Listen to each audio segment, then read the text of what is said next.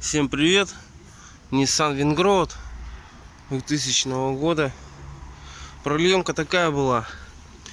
Поменял тормозные диски. Сразу же решил купить колодки новые. Вон фирма. Поставил, все как бы нормально.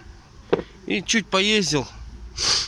И заметил, что, вот, допустим, на светофоре оттормаживаешься потихонечку, вот встал, остановился,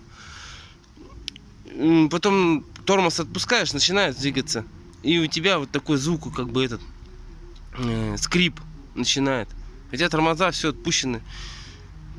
Думал, что такое, как бы колодки все новое. Ладно, решил разобрать, посмотреть. И вот тут такая штука есть на колодках. Вот так, наверное, вот так видно, ее нет будет. Фокус ловись. Так, секунду.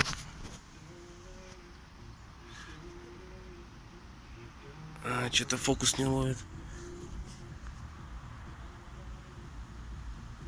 Что такое? Вот она, выемка, вот эта. Она вот в эти посадочные места входит очень трудно. Так вот.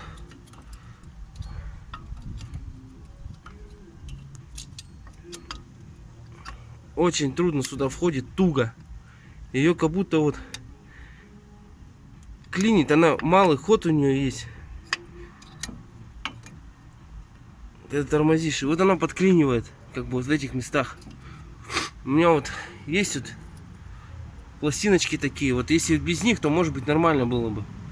Но тут решил сточить, на одной стороне я уже сделал. Вот, решил сточить вот эти бабышки, чтобы они посвободнее ходили.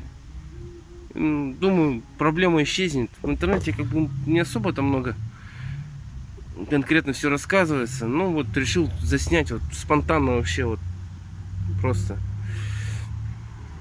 Не знаю, может кому поможет. Всем пока.